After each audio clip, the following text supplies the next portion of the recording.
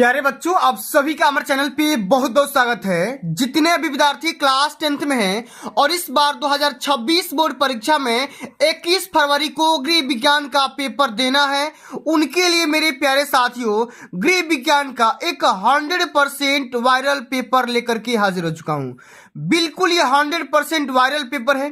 और साथियों, आज के इस वीडियो के माध्यम से आप सभी का गृह विज्ञान वाले पेपर में एक कदम 70 में 70 अंक यहां से पक्का हो जाएगा, क्योंकि साथियों इस वीडियो के माध्यम से हम सभी 823 आईएएस कोड के पेपर को एक कदम लीक करने जा रहे हैं।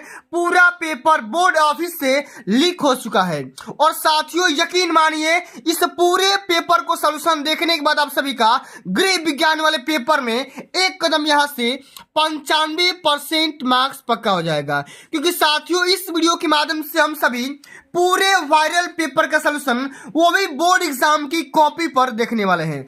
बहुत सारे बच्चों का कमेंट रहता है कि सर आप मेरे को ये बता दीजिए कि बोर्ड एग्जाम में किस तरीके से सॉल्व करना है, टॉपर कॉपी कैसे लिखते हैं, कौन सी गलतियां नहीं करना होता है, सब कुछ मैं आप सभी को एक कदम अच्छे से, चाहे वो लॉन्ग आंसर क्वेश्चन हो, चाहे वो आप सभी का शॉर्ट आंसर क्वेश्चन हो, एक कदम अच्छे से हर एक क्वेश्चन को पूरा बेहतरीन ढंग से बताने वाला हूं। चाहे बोर्ड एग्जाम कॉपी का फ्रंट पेज हो, इसका भी तरीका भरने का बताऊंगा जो कि कोई नहीं बताता है।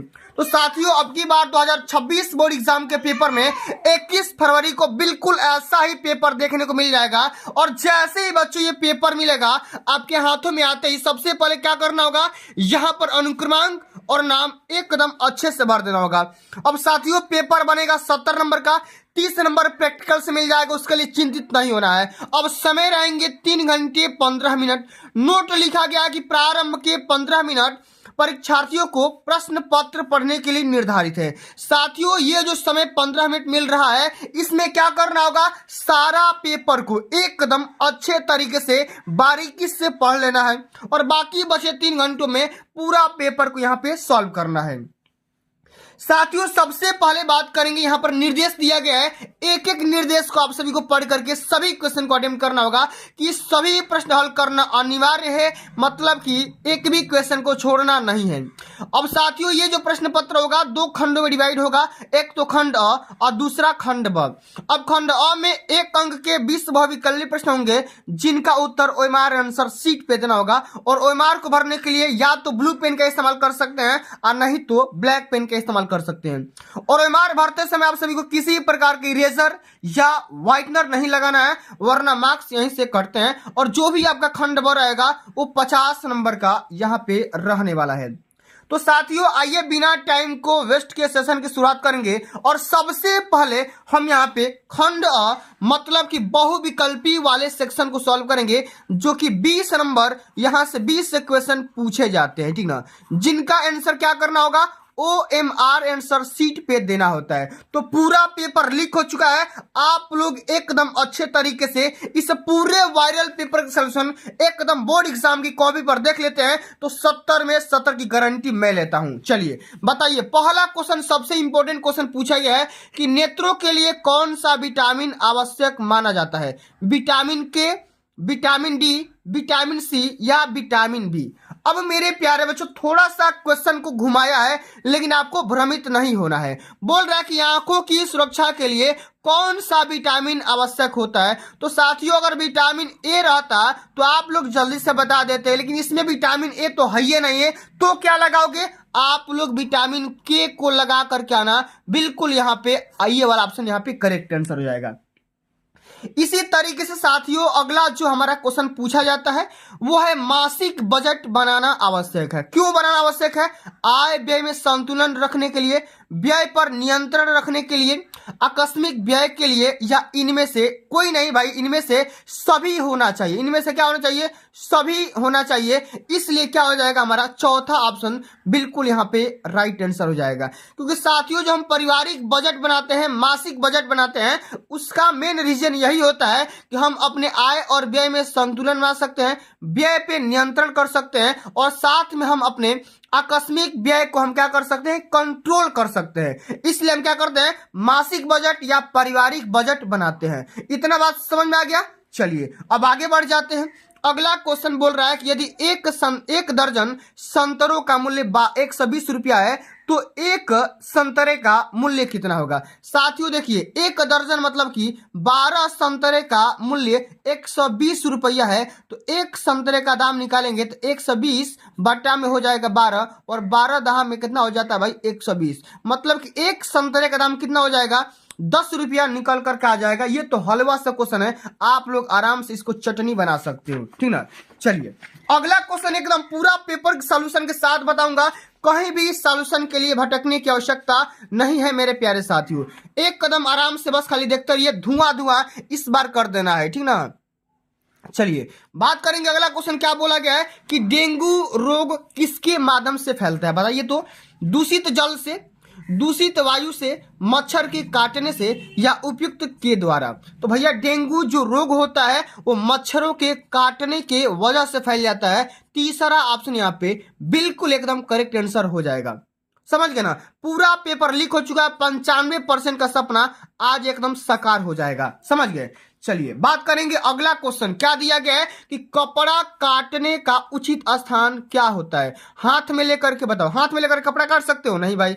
गोद में रख करके, ये भी गलत बात। मेज पर रख करके या कहीं भी, साथियों कहीं भी रख करके हम कपड़ा नहीं काट सकते हैं, इसलिए हम मेज पर रख करके हम क्या कर सकते हैं, आसानी से कपड़े को काट सकते हैं। तीसरा वाला ऑप्शन यहाँ पे बिल्कुल राइट आंसर हो जाएगा, समझ गए।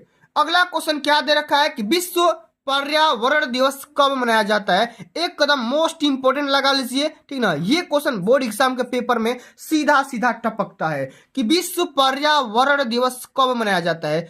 1 जून को, 5 जून को, 12 जून को, या 18 जून को। तो साथियों 5 जून को क्या होता है, विश्व पर्यावरण दिवस मनाया जाता है, समझ गए ना। चलिए अगला है क्वेश्चन कि बीसीजी का टीका किस रोग में लगाया जाता है, बताइए। क्षय रोग, हैजा, कुकर खांसी, या टिटनेस। तो साथियों जो बीसीजी का टीका लगता है वो किसमें लगता है भैया, वो लगता है क्षय रोग के निवारण करने के लिए। पहला ऑप्शन यहाँ पे बिल्कुल करेक्ट आंसर हो जाएगा। क्षय रोग मतलब कि टीबी वगैरह, जो भी टीबी होता है ना उसको हम क्या बोलते हैं, क्षय रोग बोलते हैं, समझ गए। अगला हमारा क्वेश्चन क्या दे रखा है, जरा ध्यान दीजिएगा। एक एक क्वेश्चन इंपॉर्टेंट है कि नाड़ी किसे कहते हैं, ठीक है। नाड़ी का मतलब क्या होता है, श्वसन की गति की दर को, हृदय की गति की धड़कन को, ठीक ना, धमनियों की धड़कन को, या शारीरिक तापमान को। तो नाड़ी या नब्ज क्या होता है भैया, तो नाड़ी उसी को बोलते हैं जितना नाड़ी की गति होती है उतना हृदय की धड़कन होती है। तो क्या बोलेंगे यहाँ पर सेकंड वाला ऑप्शन क्या हो जाएगा, एक कदम राइट आंसर हो जाएगा। नाड़ी की जो गति होती है वही हृदय की धड़कन की गति होती है, समझ गए ना। तो 1 मिनट में नाड़ी कितना बार बीप करता है भाई, 72 से लेकर के 80 बार तक बीप करता है। यह भी बात आप सभी लोग को एक कदम अच्छे से पता होना चाहिए, समझ गए ना। अगला है क्वेश्चन कि थर्मामीटर के द्वारा ज्ञात करते हैं नाड़ी की गति, श्वास की गति, ठीक ना, या श्वसन की दर, या रुधिर का दाब, या शरीर का तापमान। तो आप ही लोग बताओ कि थर्मामीटर के माध्यम से क्या मापते हैं, तो बॉडी का टेम्परेचर मतलब कि शरीर का तापमान मेजर करते हैं। चौथा ऑप्शन यहाँ पे राइट आंसर हो जाएगा। अच्छा अगला क्वेश्चन क्या दे रखा, जरा ध्यान दीजिएगा कि यदि एक बार जब आप सीखने वाला लाइसेंस प्राप्त कर लेते हैं तो यह कब तक मान्य रहता है साथियों, 1 साल तक, 8 महीने तक, 4 महीने तक, या 6 महीने तक। कोई भी अगर आप सीखने वाला लाइसेंस प्राप्त कर लेते हैं, कोई भी यहाँ पे कोई भी चीज आप अगर सीखने वाला अगर कोई भी क्वालिटी अगर आपके अंदर आती है और उसका अगर लाइसेंस प्राप्त कर लेते हैं तो उसकी जो मान्यता होती है साथियों मात्र 6 महीने होती है, ठीक है। 6 महीने के बाद फिर उसको रिन्यूअल करवाना होता है। क्या करवाना होता है, रिन्यूअल करवाना होता है। चौथा ऑप्शन यहाँ पे राइट आंसर हो जाएगा, समझ गए। अब इसी तरीके से अगला क्वेश्चन देख लेते हैं कि किस पोषक तत्व से हड्डियां मजबूत होती है। एक कदम स्टार लगाइए, मोस्ट इंपोर्टेंट ये क्वेश्चन है, कई बार पेपर में आ चुका है कि हड्डियों की मजबूती किस तत्व के कारण होती है, प्रोटीन, सोडियम, वसा, या कैल्शियम। तो साथियों कैल्शियम की वजह से हड्डियां हमारी मजबूत होती है। चौथा ऑप्शन यहाँ पे तीसरा ऑप्शन क्या हो जाएगा, करेक्ट आंसर हो जाएगा कैल्शियम, ठीक ना। और दांत भी हमारा कैल्शियम का ही बना होता है, ये भी आप सभी को पता होना चाहिए, समझ गए ना। चलिए अगला है क्वेश्चन कि गाजर उत्तम स्रोत है, बताइए गाजर के माध्यम से क्या मिलता है, कैल्शियम मिलता है, विटामिन ए मिलता है, प्रोटीन मिलता है, या लौह तत्व मिलता है। तो साथियों गाजर के माध्यम से विटामिन मिलता है। और कौन सा विटामिन? विटामिन ए मिलता है। अब बताइए विटामिन ए के माध्यम से क्या होता है? आंखों की रोशनी ठीक रहती है, ठीक ना, आंखों की रोशनी में सहायक होती है, ठीक ना, आंखों की रोशनी में ये सहायक होती है विटामिन ए। अब आंखों में जो अगर कोई भी परेशानी होगी तो उसके लिए हम क्या खाएंगे? गाजर खाएंगे, गाजर का सेवन करेंगे, ठीक है।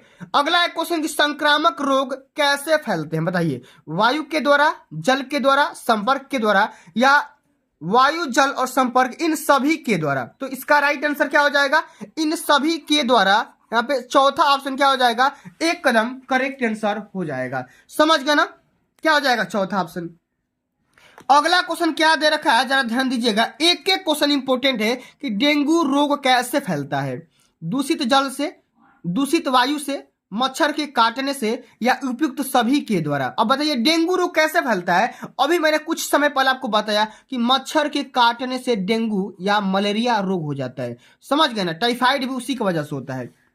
अगला हमारा क्वेश्चन दिया गया है कि मक्खियों के द्वारा कौन सा रोग फैलता है? मलेरिया, डेंगू, हैजा या तपेदिक? तो भैया मक्खियों के माध्यम से कौन सा रोग फैलता है? इसका राइट आंसर आप लोग कमेंट में जरूर बताइएगा, क्योंकि ये क्वेश्चन बिल्कुल एकदम मोस्ट इंपोर्टेंट है, ठीक ना। तो ये वाला क्वेश्चन का राइट आंसर क्या हो जाएगा? आप लोग जरूर बताइएगा। तो मक्खियों के माध्यम से तपेदिक रोग बन सकता है, कि डेंगू बन सकता है, कि मलेरिया बन सकता है, कि हैजा बन सकता है? मक्खियों के माध्यम से कौन सा रोग होता है? आप लोग जरूर बताइएगा साथियों। तो क्या हो जाएगा? तपेदिक यानी कि टीबी हो सकता है। एक बार गूगल इसको चेक करना। अगला है क्वेश्चन की रुधिर मतलब कि रक्त की सुधि किस अंग में होती है? एक कदम इंपोर्टेंट क्वेश्चन है, एकदम स्टार लगाइए, एकदम जय हिंद महाकाल का नाम लेकर के इसको बताइए कि भाई रक्त का सुधि किस अंग में होता है? आहार नाल में, हृदय में, यकृत में, या फेफड़ा में? तो कहाँ होता है साथियों? ये होता है फेफड़ा में। कहाँ पे होता है? फेफड़ा में होता है। तीसरा ऑप्शन यहाँ पे बिल्कुल राइट आंसर हो जाएगा। आगे बढ़ जाते हैं कि पारिवारिक बजट का मुख्य मद क्या होता है? भोजन, दुकान, मनोरंजन या फर्नीचर? तो हम पारिवारिक बजट जो बनाते हैं उसका मुख्य मद क्या रखते हैं? तो सबसे पहले भाई भोजन, भोजन जरूरी है, ठीक ना। सबसे पहला स्थान पे भोजन को रखते हैं, उसके बाद और कोई चीज होगी चाहे नहीं होगी, ठीक है। अगला है क्वेश्चन की विटामिन सी का उत्तम स्रोत क्या है? दाल, दूध, गाजर या आंवला? तो विटामिन सी मैंने कई बार बताया है कि खट्टे पदार्थों में यानी खट्टे फलों या सब्जियों में पाया जाता है। आप सभी को पता होना चाहिए। आंवला में क्या हो जाएगा? विटामिन सी पाया जाता है। समझ गए? चलिए अगला है क्वेश्चन की ध्वनि प्रदूषण का कारण बताइए। साइकिल, लाउड स्पीकर, रिक्शा या इनमें से सभी? बताइए ध्वनि किसके माध्यम से प्रदूषित होता है भाई? या लाउड स्पीकर के माध्यम से, ठीक ना। यहाँ पे दूसरा ऑप्शन क्या हो जाएगा? एक कदम यहाँ पे करेक्ट आंसर हो जाएगा। सेकंड वाला जो ऑप्शन दिखाई दे रहा है एकदम क्या हो जाएगा? करेक्ट आंसर हो जाएगा। इसी तरीके से देखते रहिए वीडियो, एकदम अब की बार 95% का सपना यहीं से साकार होने वाला है साथियों। देख रहे हो, आपको भी इसी प्रकार से कॉपी लिखने का तरीका बताऊंगा कि कॉपी कैसे लिखना है, क्या तरीका अपनाना होगा। अगला है क्वेश्चन 20 नंबर कि बीसीजी का इंजेक्शन किस रोग से बचाव के लिए लगाया जाता है? टिटेनस, डिप्थीरिया, हैजा या तपेदिक? तो बीसीजी का जो साथियों टीका लगता है वो टीबी या तपेदिक रोग से ग्रसित रोगियों को लगाया जाता है। चौथा ऑप्शन क्या हो जाएगा? एक कदम यहां से करेक्ट आंसर हो जाएगा। समझ गए ना? चलिए अब मेरे प्यारे साथियों बात ही मैंने बता दी आप सभी को। 20 में 20 नंबर यहां से आप स्कोर कर सकते हैं। पूरा बहुविकल्पी हमने एकदम अच्छे से कवर करवा दिया। अब बात करेंगे खंड ब।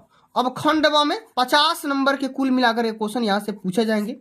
तो 50 भी 70 नंबर यहां से मिल जाएगा लिखित से, और भैया 30 नंबर आपको प्रैक्टिकल से मिल जाएगा। 30 नंबर प्रैक्टिकल से मिल जाएगा, उसके लिए परेशान बिल्कुल भी नहीं होना है, ठीक ना।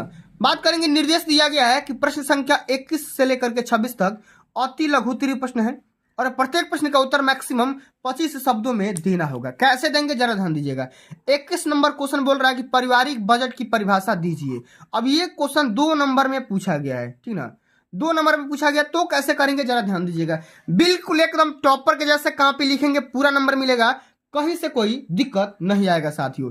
एक कदम आराम आराम से कॉपी का सोल्यूशन करेंगे, पूरा सोल्यूशन के साथ बताऊंगा कॉपी कैसे लिखना है, कौन सी गलतियां नहीं करना होगा। सबसे पहले इसका आप लोग सोल्यूशन देख लीजिए, एकदम मैं यहाँ पे लिख करके लेकर आया हूं, ठीक ना। Class 10 home science 823 IAS code वाले पेपर का यहाँ पे सोल्यूशन, समझ गए ना, इस तरीके से।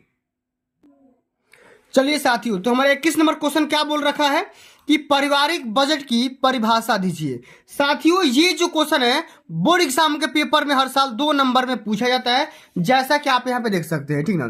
और आपको क्या करना होगा, 25 शब्दों में लिखना होगा, ठीक ना। तो कैसे लिखेंगे जरा ध्यान दीजिएगा। इसमें लिखेंगे आंसर में कि पारिवारिक बजट आय और व्यय का विवरण होता है, और पारिवारिक बजट का एक निश्चित अवधि के लिए परिवार की अपेक्षित आय और नियोजित व्यय का एक व्यवस्थित विवरण है होता है, जो कि यह परिवार के वित्तीय प्रबंधन में मदद करता है, हेल्प करता है। इसलिए हम क्या करते हैं, पारिवारिक बजट बनाते हैं। मतलब पूरा इसका निचोड़ करने की बात करेंगे तो इसमें हम क्या कर सकते हैं, आय का पता लगा सकते हैं, साथ में व्यय का पता लगा सकते हैं, और साथ में हम अपने बचत का भी पता लगा सकते हैं। इसलिए हम क्या करते हैं, पारिवारिक बजट बनाते हैं। समझ गए ना। चलिए अब अगला हमारा क्वेश्चन बच्चों पूछा गया है कि बचत की परिभाषा लिखिए। 2 नंबर की क्वेश्चन है, तो यहाँ पे कैसे लिखेंगे जरा ध्यान दीजिएगा।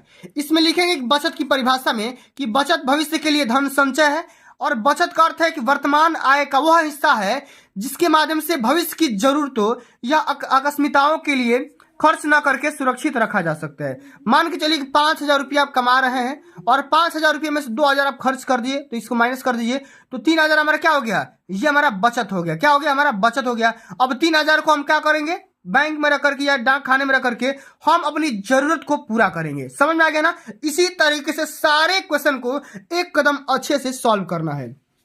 अब अगला हमारा क्वेश्चन साथियों पूछा गया है कि यदि 12 कुर्सियों का मूल्य 504 रुपया है तो एक कुर्सी का मूल्य ज्ञात करिए। अब इस क्वेश्चन का सॉल्यूशन कैसे करेंगे जरा ध्यान दीजिएगा। मैंने बोला भाई कि 12 कुर्सी का मूल्य, 12 कुर्सियों का मूल्य दिया गया है, 12 कुर्सियों का मूल्य यहां पर दिया गया है, कितना है, 504 रुपए है, ठीक है। आपको क्या करना होगा, एक कुर्सी का मूल्य निकालना है, एक कुर्सी का मूल्य निकालना है। तो क्या करोगे, 504 में आप लोग 12 से डिवाइड कर देंगे तो एक कुर्सी का मूल्य निकाल कर आ जाएगा, यानी कि बच्चों का 48 और 12 24, यानी कि 42 रुपया एक कुर्सी का मूल्य यहाँ पे निकल करके आ जाएगा। इसी तरीके से सारा क्वेश्चन को सॉल्व करेंगे और यही वाला तरीका अपनाएंगे बोर्ड एग्जाम के पेपर में। समझ गए। अगला है क्वेश्चन कि आदर्श कुआं किसे कहते हैं। बोर्ड एग्जाम के पेपर में ये टॉपिक 2 नंबर में पूछा जाएगा, ठीक है। आदर्श कुआं कैसे कहेंगे, किसे कहेंगे, लिखेंगे कि आदर्श कुआं सुरक्षित जल स्रोत है, जो कि एक आदर्श कुआं वह होता है जो कि पक्का का बना होता है, चारों ओर साफ सुथरा होगा, उसमें गंदा पानी जाने से रोकने के लिए मुंडेर और छत लगा होता है, और पानी निकालने के लिए एक साफ बाल्टी और रस्सी का इस्तेमाल किया जाता है। उसको हम क्या बोलेंगे, आदर्श कुआं बोलते हैं। समझ में आ गया ना। इसी तरीके से एक कदम अच्छे से पूरा पेपर का सॉल्यूशन करना है, और ये बताऊंगा कि कॉपी में इसका सॉल्यूशन कैसे करना होगा, एक कदम अच्छे से बताऊंगा, ठीक है। अगला हमारा क्वेश्चन पूछा गया बच्चा कि हैजा किन क्षेत्रों में अधिक फैलता है। हैजा किन क्षेत्रों में अधिक फैलता है, तो हैजा गंदे क्षेत्रों में अधिक फैलता है। हैजा उन क्षेत्रों में अधिक फैलता है जहां स्वच्छता की कमी होती है और पानी की, ठीक ना, पीने का पानी दूषित होता है और उचित मल निस्तारण की व्यवस्था नहीं हो पाती है। वहां पर क्या हो जाता है, हैजा यहाँ पे ज्यादा मात्रा में फैल सकता है। समझ गए। चलिए अब अगला हमारा क्वेश्चन क्या रखा है, 26 नंबर, क्या अपशिष्ट या कचरा प्रबंधन के बारे में लिखिए, ठीक है। ये भी टॉपिक 2 नंबर में पूछा गया है। कैसे लिखेंगे जरा ध्यान दीजिएगा। इसमें लिखेंगे कि अपशिष्ट प्रबंधन कचरे का उचित निपटान है, और अपशिष्ट प्रबंधन के कचरे को इकट्ठा करना, परिवहन करना, संसाधित करना और पुनः चक्रित करना होता है, और यह सुरक्षित रूप से निपटान करना शामिल होता है ताकि वातावरण, पर्यावरण और सुरक्षा स्वास्थ्य को हमारा नुकसान ना पहुंचे। इस तरीके से हम क्या करेंगे, अपशिष्ट का प्रबंधन के बारे में हम उपाय लिख देंगे। पूरा यहां से 2 नंबर पक्का हो जाएगा आप सभी का। समझ गए ना। इसी तरीके से सारे क्वेश्चन को एक कदम अच्छे से तैयार करके चले जाते हैं तो बोर्ड एग्जाम में आप सभी का बल्ले बल्ले हो जाएगा। समझ गए। अब अगला हमारे साथियों क्वेश्चन पूछा गया कि तलने की किन्हीं 2 विधियों के बारे में लिखना होगा, जो कि ये विधि 2 नंबर में पूछा गया है। एक तो हो जाएगा उथली विधि, माने उथली तलना, और एक हो जाएगा गहरी प्रकार से तलना। और इसमें सालो फ्लाई में क्या लिखेंगे, इस विधि में भोजन को थोड़े से जल में या तेल में, ठीक ना, तक पकाया जाता है, और जब तक वह दोनों तरफ से भूरा ना हो जाए तब तक क्या करेंगे, उथली विधि में तलते रहेंगे। और गहरी विधि में क्या करेंगे, इस विधि में भोजन को पूरी तरह से गर्म तेल या वसा में डुबो करके यहाँ पे फ्राई किया जाता है, ठीक ना। आराम आराम से लिख देंगे, यहाँ से 2 नंबर आपका पक्का हो जाएगा। आगे देख लेते हैं। अगला हमारा क्वेश्चन ये पूछा गया बच्चा, जरा ध्यान दीजिएगा। कह रहा है कि क्षय रोग से पीड़ित व्यक्ति के भोजन में किन पौष्टिक तत्वों की प्रमुखता होती है या होनी चाहिए, बताइए। तो लिखेंगे कि क्षय रोगी के भोजन में प्रोटीन और कैलोरी की मात्रा सबसे अधिक होनी चाहिए। प्रोटीन की मात्रा में लिख देंगे कि ऊतकों की मरम्मत करता है और मांसपेशियों की निर्माण करता है। कैलोरी ऊर्जा में लिख देंगे कि बीमारी से लड़ने के लिए आवश्यक ऊर्जा प्रदान करने के लिए इसका काम किया जाता है। और खनिज और लवण क्या काम करता है, तो प्रतिरक्षा प्रणाली को मजबूत बनाता है। ठीक ना, इस प्रकार से हम इन सभी टॉपिक के बारे में एकदम अच्छे से लिख देंगे। 2 नंबर यहां से भी मिल जाएगा। समझ गए।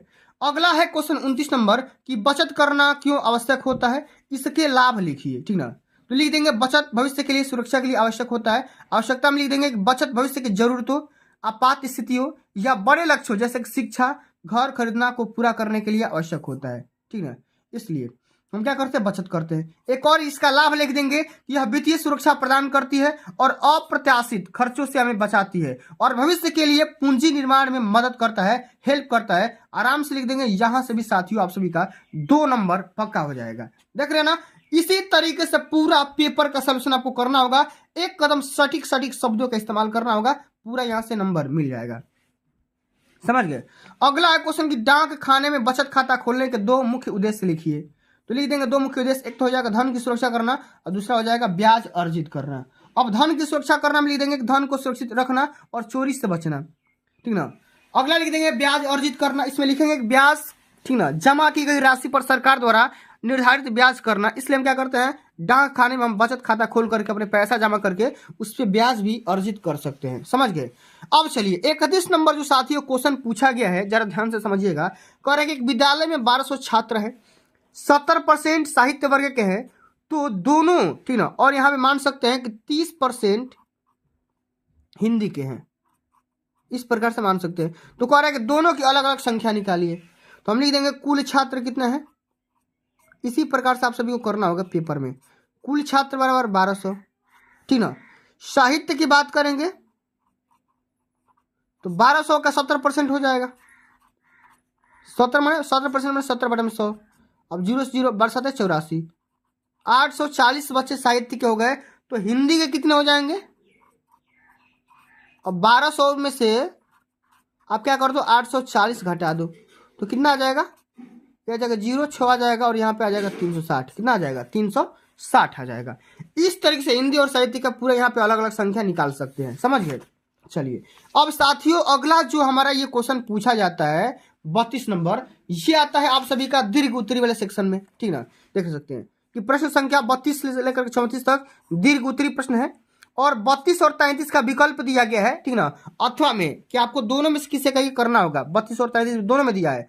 100 शब्दों में इसका सॉल्यूशन करना होगा। ठीक ना, और यहाँ से 6 नंबर मिल जाएंगे हर एक क्वेश्चन के लिए। कह रहा है क्वेश्चन की गृह व्यय में मितव्ययिता के लिए किन बातों को ध्यान में रखना आवश्यक होता है, इसके बारे में लिखिए। 6 नंबर यहाँ से मिलेंगे। और नहीं तो अथवा करके दिया गया है कि दूषित जल से फैलने वाले कौन कौन से रोग होते हैं, इसके बारे में समझाइए। और हैजा रोग के कारण, लक्षण और बचने के उपाय लिखिए। यहां से भी 6 नंबर यहां से मिल जाएंगे।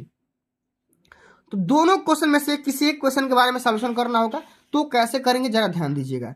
इसमें लिखेंगे कि गृह व्यय में मितव्ययिता के लिए किन बातों को ध्यान में रखना जरूरी होगा। तो लिख देंगे कि निम्न बातों को ध्यान में रखना बहुत ही जरूरी होता है। सबसे पहला बात कि परिवार की आय का सही प्रकार से ज्ञान हो जाता है, आवश्यकताओं की प्राथमिकता निर्धारित हो जाती है, बजट बनाना और उसका पालन करना सही हो जाता है, खरीदारी करते समय मोल भाव करना और अनावश्यक खर्चों से बचना चाहिए और बचत की आदत डालनी चाहिए। इन तमाम प्रकार की बातों को एकदम अच्छे से यहाँ पे लिख देंगे।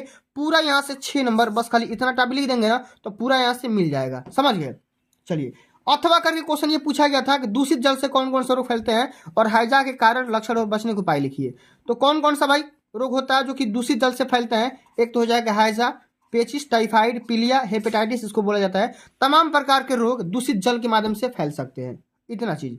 अब हैजा के कारण क्या होता है, तो कारण में लिख देंगे हैजा विब्रियो कैलोरी नामक जीवाणु से होता है जो दूषित जल या भोजन के माध्यम से फैलता है। और लक्षण इसमें लिख देंगे प्रमुख लक्षण में चावल के पानी के जैसा दस्त होना, उल्टी होना, गंभीर निर्जलीकरण या डिहाइड्रेशन, मांसपेशियों में ऐंठन होना और कमजोरी शामिल हो जाता है।